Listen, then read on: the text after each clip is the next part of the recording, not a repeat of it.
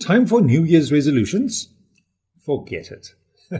We all know New Year's resolutions don't work, and yet, year after year, we make them, only to fail a few days or weeks or months later. Why is that?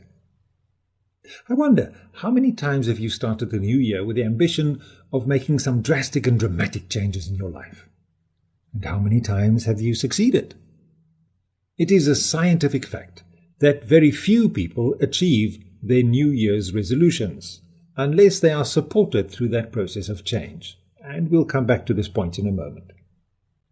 Most people want to change bad habits, such as stopping smoking, as a resolution for the new year, only to fail dismally after just a few days.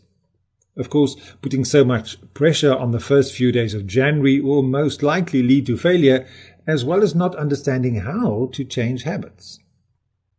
In his book, The Power of Habit, Arthur Duhigg explains that habits are automated or conditioned responses. In the example of smoking, having smoked 20 cigarettes a day for any number of years means that it has become automatic. Finished a meal, light a cigarette. Want a break, light a cigarette. Having a drink, light a cigarette. And you're not even aware of it because the habit has been reinforced through years of repetition. In effect, the subconscious mind has taken over the function from the conscious mind, and so it becomes ingrained and very difficult to change. You cannot just delete a habit, as that will leave a big gap in your daily routine.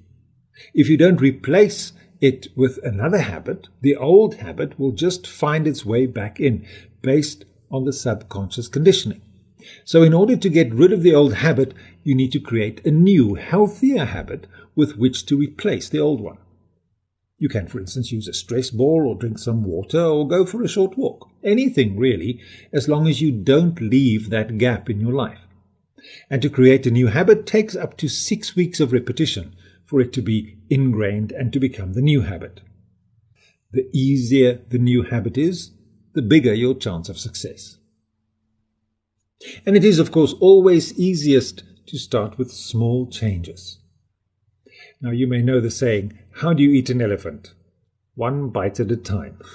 And indeed, wanting to have a six-pack or to reduce 50 kilograms or any other major change might seem to be an overwhelming task that you will in all likelihood give up after just a few days or weeks of trying.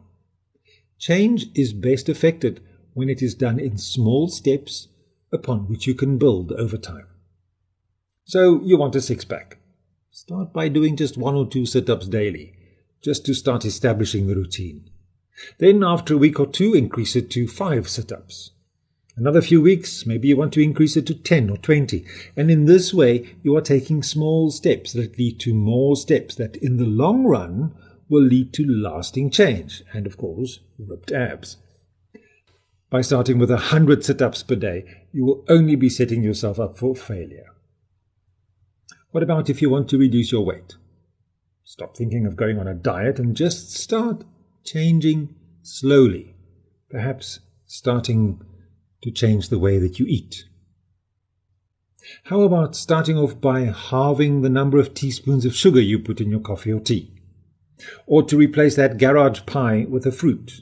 Or to cut out fizzy drinks and replace it with water?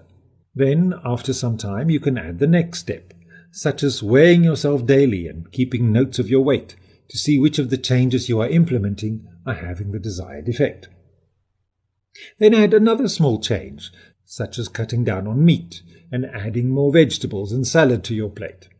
Then perhaps start adding some light exercise to your daily routine and over time increase the frequency and duration of your chosen exercise routine. And before you know it, 6 months or a year will have passed and you will be able to see real results. And by that time, you will have changed your lifestyle, making it sustainable in the long run and keeping the weight off permanently.